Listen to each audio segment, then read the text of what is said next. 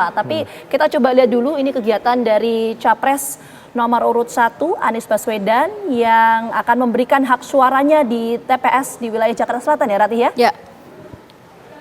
Ya, nampaknya juga satu persatu keluarga dari Anies Baswedan, ini anak dari Anies Baswedan juga sudah mendapatkan surat suaranya di TPS di Lebak Bulus, Jakarta. Anies juga tadi sudah doa bersama kedua orang tua, doa bersama ibunda, kemudian juga bersama anak-anaknya. Kemudian Anies langsung melanjutkan ke TPS di Lebak Bulus. Dan kita juga memantau bagaimana pergerakan dari Capres 03. Ini nampaknya Ganjar Pranowo juga sudah tiba di TPS. Ganjar tiba di TPS untuk menggunakan hak suaranya, karena rencananya setelah menggunakan hak suaranya ini Ganjar akan langsung menuju ke Jakarta dan juga pada pukul 14 dan ya ini salah satu aktivitas di TPS ya, ini TPS tempat Ganjar mencoblos ya, ini di TPS 11 Lempong Sari. Dan kita juga pantau bagaimana kegiatan di TPS tempat Anies Baswedan akan memberikan hak suaranya. Iya, kalau kita lihat juga Ratih dan juga pemirsa, ini kita berkaca lagi kalau kita bicara soal kekuatan suara di masing-masing TPS. Ini misalnya tadi kita sudah jelaskan ya soal peta suara di TPS Jakarta Selatan. Kalau untuk di Jawa Tengah ini petanya di pemilu 2014-2019 ketika itu Jokowi Ma'ruf ya yang diusung oleh PDI Perjuangan ini memenangkan suara di Battleground Jawa Tengah. Nah ini menarik karena Jawa Tengah, Jawa Barat, Jawa Timur menjadi kunci atau penentu menurut sejumlah pengamat, mengingat ini data dari KPU lebih dari 56% pemilih ini berasal dari Battleground atau medan pertempuran di Jawa Tengah, Jawa Timur dan juga di wilayah Jawa Barat. Walaupun sampai dengan akhir masa kampanye kita juga masih mendengar dari masing-masing paslon untuk satu putaran. Tapi kita refresh kembali kepada masyarakat, memang masih juga mungkin untuk satu putaran, tapi juga ada syarat-syarat yang harus dipenuhi untuk syarat kemenangan Pilpres dalam putaran pertama, yakni mendapat suara lebih dari 50+1 dan sebaran suara ini sedikitnya 20% di setiap provinsi dan tersebar di lebih dari setengah jumlah provinsi di Indonesia, yakni 20 provinsi. Jadi sebenarnya cukup, walaupun ada peluang, tapi cukup challenges begitu ya. Cukup challenging ya Ratih ya. Cukup challenging untuk paslon ini dapat memenangkan satu putaran. Kalau Ratih tadi sebutkan datanya itu Ratih, ini ada, kita lihat sejarahnya pasca reformasi di Pilpres 2009 ketika itu SBY memenangkan Pilpres di satu putaran dengan sebaran wilayah ini hampir seluruh wilayah di Indonesia, hanya menyisakan wilayah di Maluku, kemudian Sulawesi. Nah itu adalah gambaran-gambaran atau indikator bagaimana kemudian Pilpres di 2024 ini apakah akan bisa berlangsung satu atau dua putaran. Karena apalagi kalau kita berkaca misalnya di Pilpres Amerika Serikat, Kamarati dan juga pemirsa, ini waktu itu di Pilpres 2016 Hillary Clinton bertarung dengan Donald Trump. Perolehan suara dari Hillary Clinton itu 48% dan Donald Trump itu 45%, tapi yang dimenangkan atau yang memenangkan pertarungan adalah Donald Trump karena sebaran wilayah dari pertempuran itu dimenangkan oleh Donald Trump. Jadi itu tadi untuk menjawab pernyataan yang disampaikan oleh Ratih. Sebenarnya kalau untuk di Indonesia sendiri lebih kepada sistem pemilunya adalah one man one vote begitu ya, yang dihitung satu orang dengan satu suara. Ini kita pantau juga bagaimana pergerakan di TPS tempat Anies Baswedan, yakni di Lebak Bulus Jakarta, dan juga di TPS tempat Ganjar Pranowo, yakni di Semarang Jawa Tengah. Nampaknya sang istri sudah masuk ke dalam bilik suara. Kita nantikan. Nah, Pak Anies Baswedan juga sudah mulai bergeser dari tempat duduk untuk mengambil surat suara. Surat suara yang akan didapatkan Pak Anies, apakah juga seperti Caimin akan mengecek terlebih dahulu satu persatu surat suara yang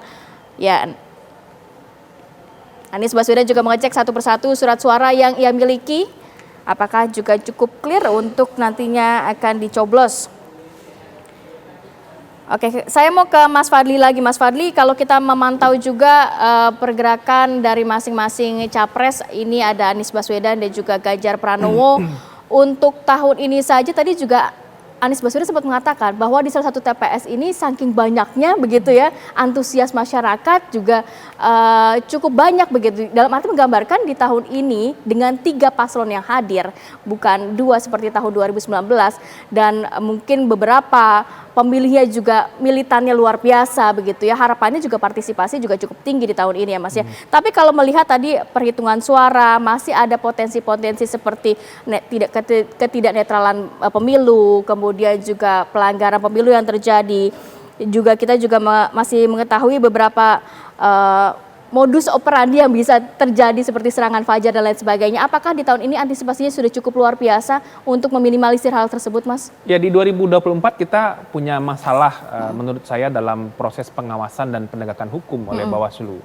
Ada banyak dugaan-dugaan pelanggaran, saya sebut dugaan karena memang belum terverifikasi ya, karena Bawaslu lambat juga bekerja, yang sudah beredar luas di publik, tapi tidak direspon secara profesional dan memadai oleh Bawaslu. Banyak peristiwa-peristiwa, misalnya peristiwa di Saudi, peristiwa di Malaysia, peristiwa di beberapa wilayah di Eropa yang sudah melakukan pemungutan suara, kita nggak dengar hasil pengawasan Bawaslu apa gitu.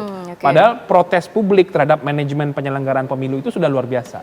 Nah, termasuk juga misalnya kejadian-kejadian di dalam negeri soal netralitas aparatur desa, kepala desa, termasuk juga soal isu politisasi bansos. Kita nggak mendengar bagaimana fungsi pengawasan Bawaslu berjalan gitu. Nah, ini yang juga sangat disayangkan. Nah, ini tidak boleh terjadi untuk tahapan pemungutan, penghitungan, dan rekapitulasi suara. Kalau Bawaslu-nya juga lambat merespon, tidak dalam melakukan pengawasan, tidak masuk jauh ke dalam peta-peta persoalan konkret dalam manajemen penyelenggaraan pungut, hitung, dan rekap, menurut saya ini juga berbahaya. Sebab nanti ujung dari proses penyelenggaraan pemilu ini kan ya hari ini, Mbak. Proses pemungutan, penghitungan suara, dan nanti siapa yang akan memperoleh suara terbanyak dan dilantik menjadi pejabat publik. Kalau suara itu yang kemudian tidak dijaga kemurniannya, salah satu yang punya kewajiban konstitusional menjaga itu ya Bawaslu.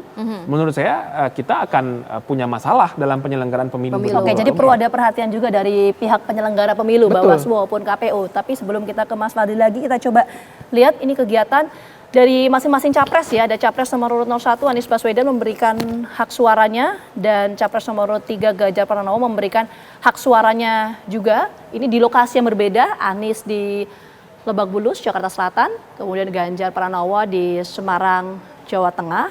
Ini pemungutan suara yang dilakukan, di mana nanti akan ada 5 surat suara ya, kecuali di DKI Jakarta akan ada 4 surat suara, dan nanti proses yang akan dilakukan di TPS setelah pemungutan suara atau pencoblosan selesai dilakukan, kemudian biasa diberikan tinta ya di jari kelingking ini sebagai bukti bahwa masing-masing capres maupun masyarakat yang sudah mencoblos atau memberikan hak suaranya di TPS masing-masing. Ini kita lihat kegiatan dari Ganjar Pranowo.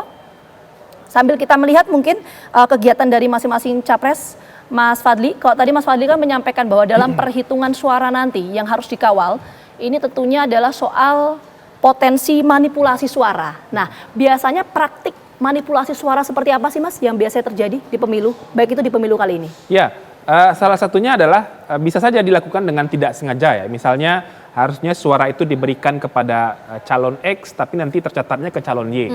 Itu kalau yang tidak sengaja. Misalnya kalau KPPS-nya sudah kelelahan, tidak fokus, pengawasnya juga tidak serius, saksinya juga tidak terlalu fokus, nah itu bisa terjadi. Tapi ada juga praktik pergeseran suara atau manipulasi suara itu yang dilakukan dengan sengaja. Nah, salah satu kerawanannya itu nanti kalau di TPS ya Mbak, ketika selesai dihitung di C1 plano yang besar itu, suara itu kan akan dipindahkan ke C hasil yang lebih kecil. Nah, itu kan ditulis pakai tangan biasanya. Nah, kalau itu tidak hati-hati kan juga bisa proses pengalihan dari C plano ke C hasil itu salah tulis atau kemudian dengan sengaja dirubah perolehan suaranya, itu yang juga harus diwaspadai oleh saksi peserta pemilu dan pengawas. Oke. Ada operator-operator di lapangannya nggak sih Mas? Kalau bicara soal manipulasi suara, atau memang ini ada proksi-proksi, istilah politiknya begitulah? Salah satu yang paling dikhawatirkan sebetulnya kan saksi dan pengawas TPS-nya. kita kan tidak tahu bagaimana fenomena dan kejadian di lapangan, pasti sangat beragam ya. Kalau misalnya saksi pengawas TPS-nya juga punya intensi, meskipun ini tidak semua ya, punya intensi untuk melakukan kecurangan, melakukan manipulasi, maka mereka akan jadi bagian dari problem manipulasi suara itu. Baik, oke, kita melihat ini Anies Baswedan sudah menunjukkan surat suara yang sudah dicoblos dan akan memasukkan sebentar lagi ke bilik suara, dan di samping kanannya aktivitas dari Ganjar Pranowo terlihat bersama Ibu Atikoh dan juga sang anak Alam Ganjar, beserta juga terlihat ada Arsyad Rashid di belakangnya, Ketua TPN Ganjar Mahfud. Nah, nampaknya juga kedua capres ini sudah berada di TPS masing-masing dan juga akan memberikan suaranya. Pada hari ini ada sedikit keunikan juga ternyata dari TPS yang tempat Ganjar Pranowo ini memberikan suaranya, yakni TPS 11 di Lempong Sari. Jadi kabarnya TPS ini sengaja mendesain dengan nuansa panggung pengantin. Jadi sejumlah janur di pintu masuk juga sudah dipasang seperti panggung pengantin, dan ini merujuk pada peristiwa sakralnya memilih pemimpin negara Indonesia. Nah, ini Anies Baswedan sudah akan memasukkan surat suara yang sudah dicoblos ke kotak suara. Baik, nampaknya bersama-sama sang istri memasukkan surat suara ke dalam kotak suara. Pelan-pelan, Pak. Jangan buru-buru, Pak.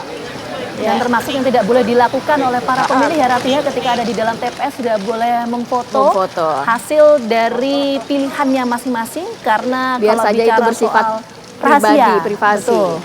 Makanya tidak diperbolehkan untuk membawa handphone ketika berada di bilik suara ini untuk memastikan kerahasiaan atas pilihan dari masing-masing.